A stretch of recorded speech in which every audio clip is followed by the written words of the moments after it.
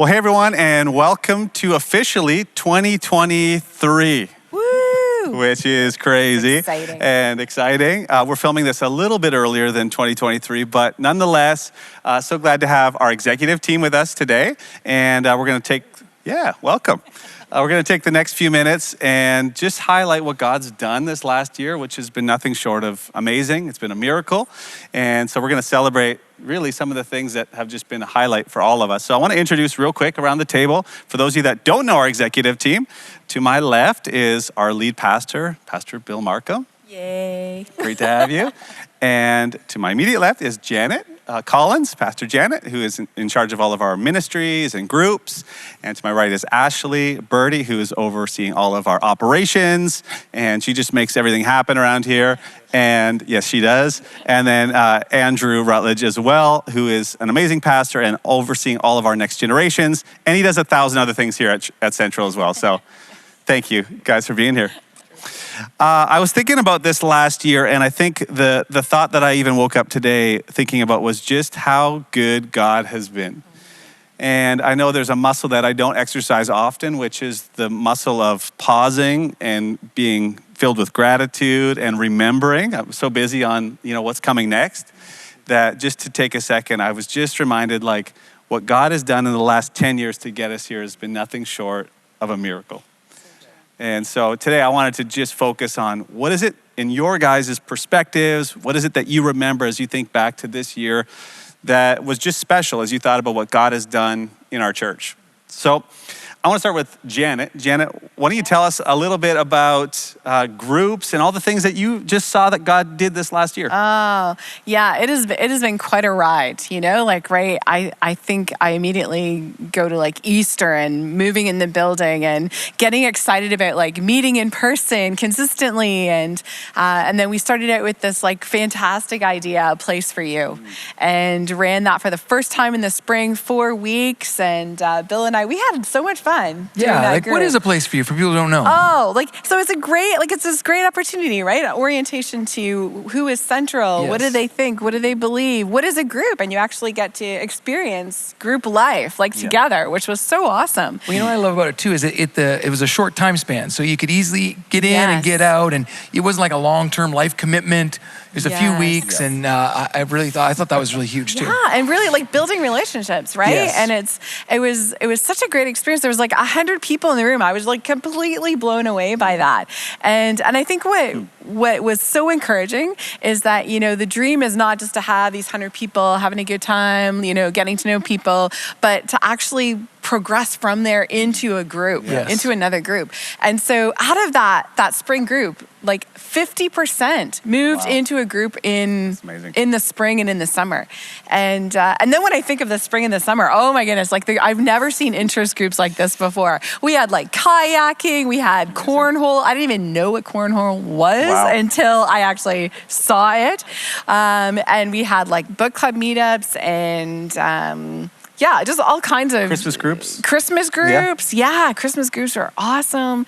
So just a really cool opportunity. And then we kind of after the summer, we did a place for you during that group launch. And during group launch in September, there were like 300 people signed up for groups, which is just like incredible. And like that didn't even count the people who just kind of are part of a group and keep doing life together as a group, right? So and then fall, a place for you, like again we saw like 75 people in this group and connecting, and then 50% of them go into a fall group. And we've seen like just different unique things come up, like Pastor Yahara was doing a holiday dinners for people who are like newcomers to Canada, Spanish speaking, and so Thanksgiving celebration, there was like 50 people having Thanksgiving dinner together. Like to me, that's just crazy. Talk about new Canadians, because that's been such something's happening in our church like we've never seen before. It has been really incredible to see doing Alpha in different languages and seeing people just connect over holidays and helping adjust, and even just how do how do you navigate life here in Canada, right? Which, so that has been really super encouraging. And then I think of our seniors. That also has been incredible. Like through the fall, there's been like 40 to 60 people showing up at restaurants eating lunch together. Like, of course, they phone ahead. Yes. But, that to me is really amazing. And then seeing these groups kind of pop up here and there has been just really, really neat.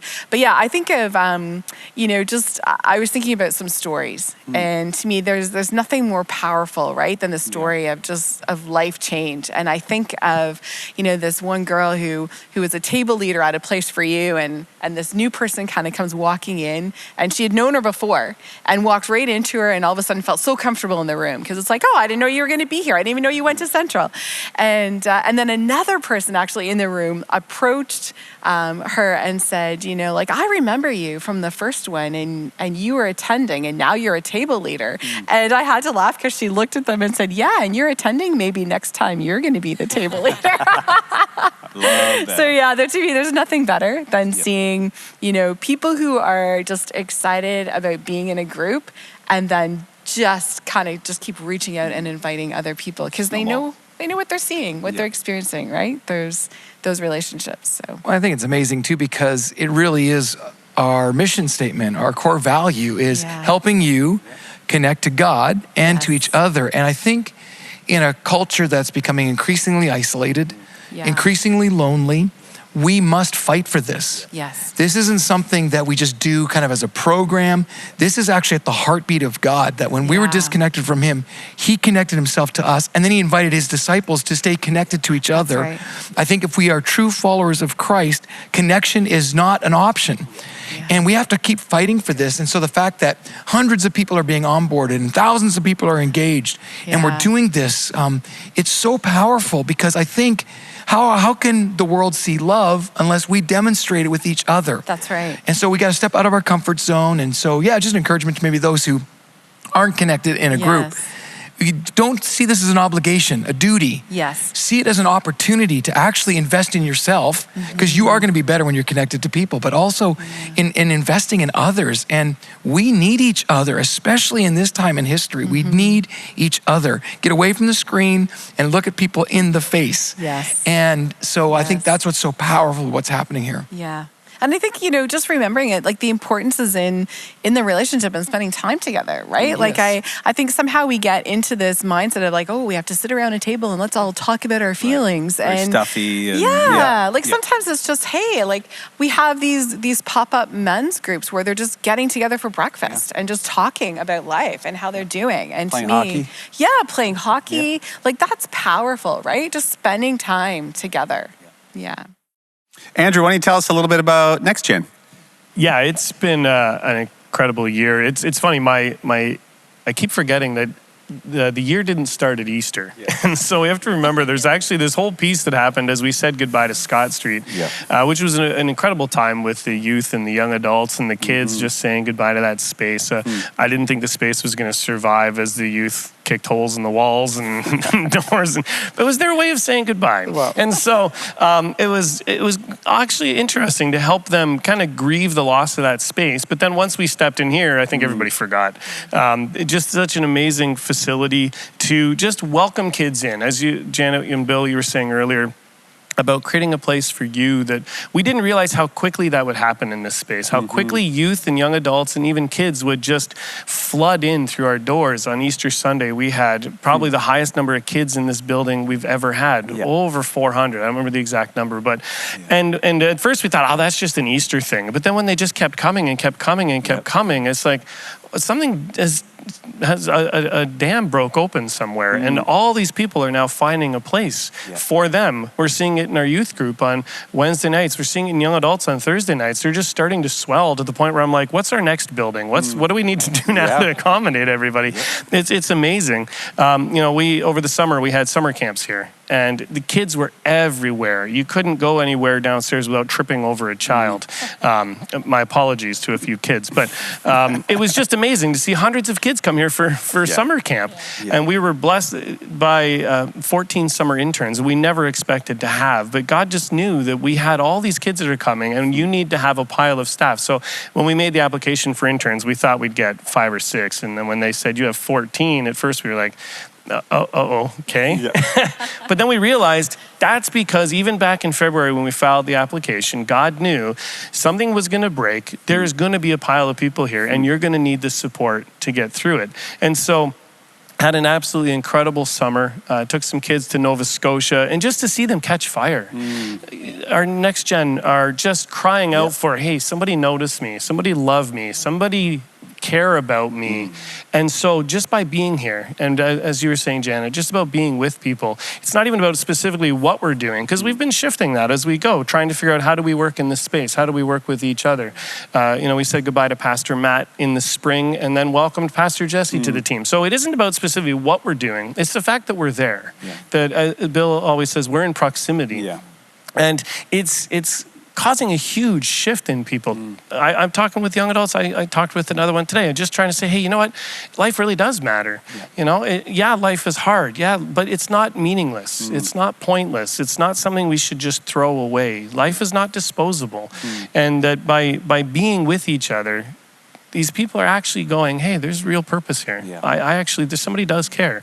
And all we did is we opened a door and said, hey, it doesn't matter where you're at. You can fit here. Just come, be with us. And so sometimes like, man, I forget how simple it is.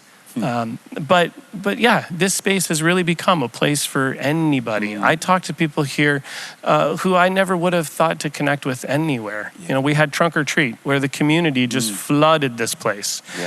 Inside, outside, just flooded it. And I was talking to people from all over the region who don't even go to church, but they just saw it and were like, this looks amazing. I want to go there. And all we did was said, hey, our parking lot's available. Come and hang out. And then they come back. And I'm like, what? All we did was show you a car with some candy in. Maybe it's the candy. Maybe it's the candy. I don't know. It's always the free candy. No, I think for me, one of my favorite moments, speaking of Next Gen last year, was when we first kind of started to see and realize the vision for this space. And I walked in, and I remember it was a Wednesday night, and there was a lineup of kids to get into youth. There was like hundreds of kids trying out for volleyball. There was a dance studio going on, and all these kids were interacting with each other. And the volleyball kids were saying, hey, what's going on over there? And I was able to explain that that's youth group, and this is what we do. And so we literally, on a weeknight, if you want to get excited and fired up, come on a weeknight. Absolutely. And just see literally hundreds of kids in this space doing all kinds of things. And the fact that we are connected, it's really a dream come true, a part of the vision, why we did this. And so I'm very excited about the future for us. Yeah, it's awesome. Yeah, if you haven't been here on a weeknight to see everything going on, you got to stop by. Buy a coffee from Calm Crew, support them. Awesome. It's amazing. Yeah, I'd like to just add to that too, because for me, this past year has been a visual realization of a deep-seated dream that I actually believe was born in Central 100 years ago.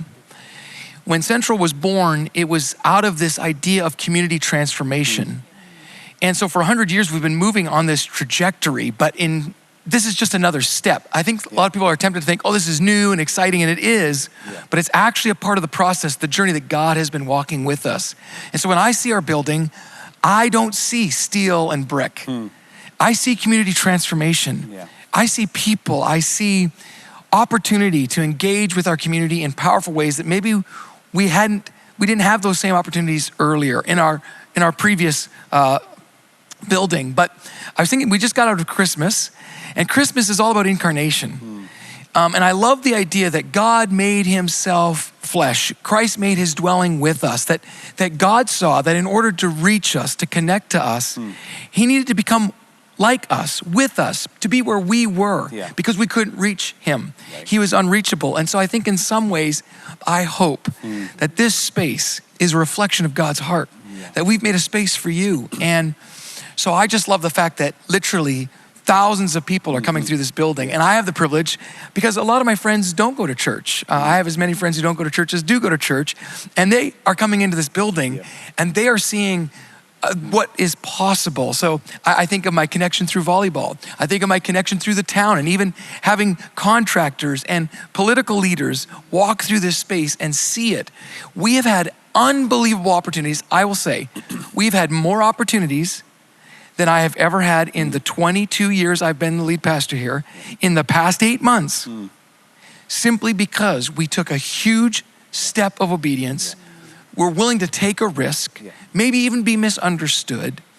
But in order for that to happen, and so just in this past year, I was able to walk my volleyball teams through tours, and I've had connections with parents, and it is unbelievable what happens when you're willing to put yourself in proximity, as Andrew said, with other people. Like, we've made it so complicated. Evangelism, discipleship, whatever fancy word you want to use, is not complicated. Be in people's space, so that then when they have the life questions, they can ask you and you're there, you are available. And so for me, the brand, I love A Place for You, because it's more than a brand, it's more than a statement. It is a reality rooted in who God is. And so for me, the idea that we've built a space that will see community transformed. I believe that. With everything in me, I believe the Niagara region is going to experience the power and the person of Christ in such a powerful way because we did that. But there's another piece to this really quickly I want to just add too. And my wife had this kind of strange dream the other day, but it was really powerful. Her and I were gonna get emotional, but in this dream, she said, Bill, I had this dream, and we were at Central, and I was looking around, and she saw people who are no longer with us on earth, but who had given. Jerry Martin, my good friend Peter, and they were so excited. And I realized that what is happening now isn't just now. It is built on the legacy of people of faith who may no longer be on this earth, but they saw it. And this is their win. This is their win. I think of the Cyril Schroeders. I think of all of so many people who I could name who saw with faith something that no one else could see. And this is their legacy. So we talk about next generation. Those kids are being transformed because someone saw it. And so for me and for all of those watching, let's be a part of a legacy that lasts far beyond us. And so that's what this place has become for me. Beautiful. All right, Ash, tell us a little bit about your highlights from the last year. For me, I think one huge thing is every time I walk into this building and I come to work, I honestly think how amazing it really is that we are in this beautiful space. And Grant always calls it a Ferrari, and literally it feels like a Ferrari. Probably the only Ferrari I'll ever own. And you're Italian too. I know. Wow. And half Scottish. Don't forget my Scottish. Okay. And it's this amazing ability when you come in here to see God's plan and provision over Central, over these years, to walk in this space and be like, wow, God helped us do this. We are here. It's the reminder every day. And so it's amazing. And so for me, one of the biggest highlights over the last year was definitely our move from Scott Street here to York Road. Man, what a beast that was. Wow. And yet she's smiling. Yeah. You see that? A lot of people only knew, really. I mean, really. And if you're talking 60 years of built up stuff at Scott Street to move here, figure out. Good word. Yeah, stuff. Yeah, it's a good word. It's a good word. To kind of, decipher through, do we need this? Do we not need this? Should we bring it? Sure, let's just bring it. We can get rid of it later or give it to someone else. And so, organizing that was honestly amazing. We had an amazing team of staff and volunteers that just gave up their time. Their trucks literally brought them for us. Their moving equipment. Wow. They were calling friends and family that they had trucks and trailers and bringing it, and just having everyone come together and do this amazing move. Honestly, was it was heartwarming in the sense of seeing everyone just be together, and the camaraderie that was built with it, just the, fun hanging out, people you don't always get to interact with or see or be with. And here we are all just, linking arms, moving boxes from building to building. And what was amazing is we had originally planned for it to be a 2-day move, Friday and Saturday. And we worked so hard, and the volunteers did such an amazing job that we did it all in 1 day. And it was honestly amazing. So you're lucky all the Saturday people who got off the hook. You didn't have to move. But honestly, it was beautiful. And it was saying goodbye to Scott Street. It was, thank you for how you served us. It was a great building. It served us well. The leaks weren't so great the last couple of years, but it was an amazing space where we had growth and transformation. And even my family, my personal family, always been a part of Central, and moving here into this space has just been, it's honestly been a beautiful thing. And so I thank God literally every time I walk in these doors. What an amazing space we have. So. Well, and I think, Ashley too represents a very large group of people who this has been their life home. That this means everything to them, and we could not be where we are today without them. And I think, Ashley, you serve as an inspiration to many because you've been willing to do whatever it takes. You've done all kinds of different roles here. And right now you do a role that most people don't even fully realize the how much it takes in the back end to make all of this work. And so we have an amazing team. But it just speaks to the fact that if you are faithful, God has a dream and you get to see that. And I think for you and your family, that is the powerful reality that you were faithful. And as you were faithful, God has a promise for all of us. If we just trust him and say, whatever you want me to do today, God, I'm good to do that, whether I get recognition or not. And so, this family is a family because we all have to do our part. And so, I as I think about you and what you do, I really do appreciate you a lot. Well, thanks, Bill. I appreciate you too. You've been with us like how long now? Ever? 13 years, I think. A long time. So, Young Buck started out in 21, 22, I think it was. So, don't count how many years that is. But so it's been a privilege to honor and work for Central. And I hope to keep doing it. And it's honestly a beautiful thing. And I love that my family is a part of it. Married, kids, they're a part of it. They're going to kids camp in the summer and loving it. So it's great childcare for parents. But, the truth is kids are impacted. Like my kids were totally impacted from our summer camps. And it's just a beautiful thing to think my grandparents came here. They started coming to Central, 240 Scott Street, and just how our family has just continued to be connected. And who knew Gramps up there in heaven, who knew that his granddaughter would be director of operations here at Central Community Church. So it's very beautiful. And it's an honor to serve. So. I want to talk about, for me, what was the highlight, which was this year, our grand opening. And the lead up to that was like nothing I've ever been a part of in my life. And what a ride it's been. So for me, leading up to those 2 months leading up to grand opening were absolute chaos. Great idea to launch on Easter, terrible idea for moving an entire building, branding. We had to, speaking of Ferrari, it was like we were driving a car. We had to remove the engine and install a new engine while driving because we'd come out of COVID.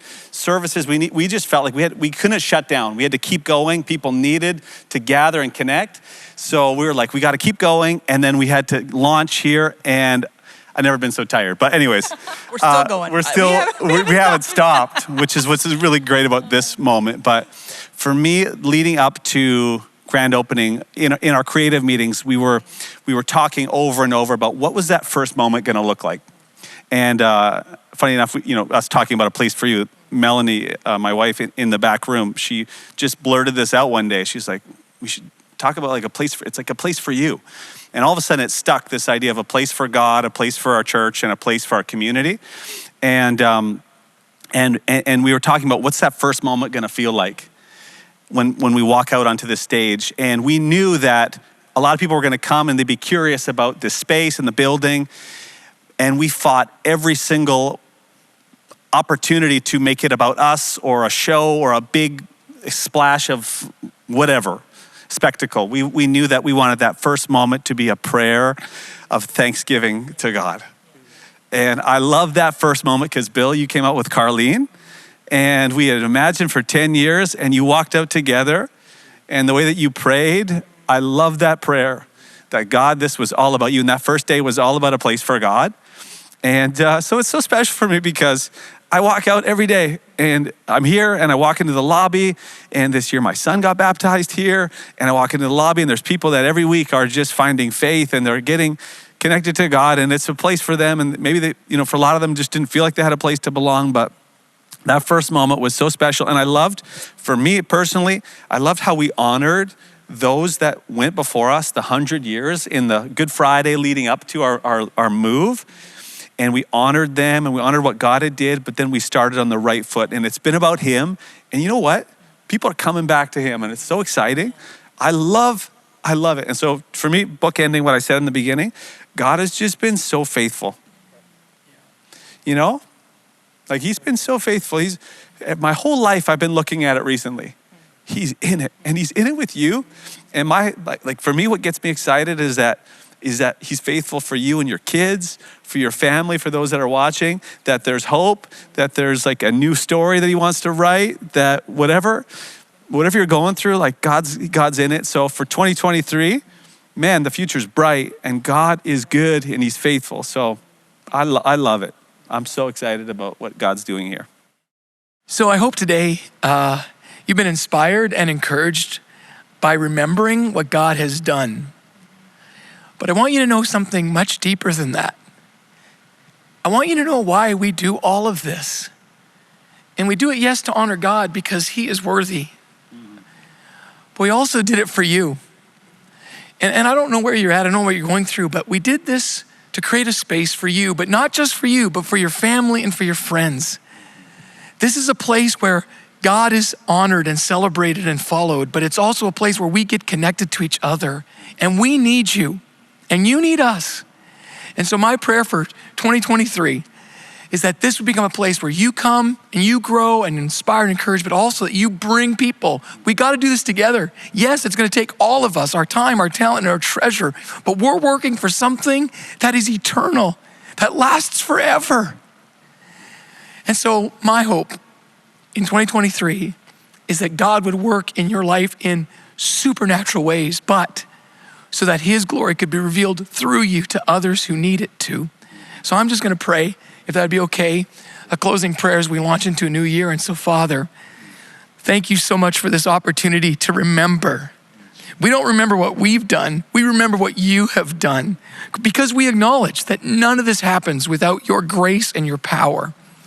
And so today I pray specifically for our church family that we would continue to grow in opportunities, to be in proximity to people who need to know your love. May they feel that, sense that in everything we do. We're not just running programs. We are creating opportunities, bridges into our community for them to get to know you. That's our heart, that they would know you. And so God, continue to lead and direct. I pray for those watching right now, that they'd be inspired and encouraged, that they do matter, that you have something great for them, that this year could be the best year they've ever experienced if they would lean deep into your vision and mission for their life. And so I pray blessing and honor and favor because God, you are good and you are working. And so I bless them in the name of the Father, the Son, and the Holy Spirit.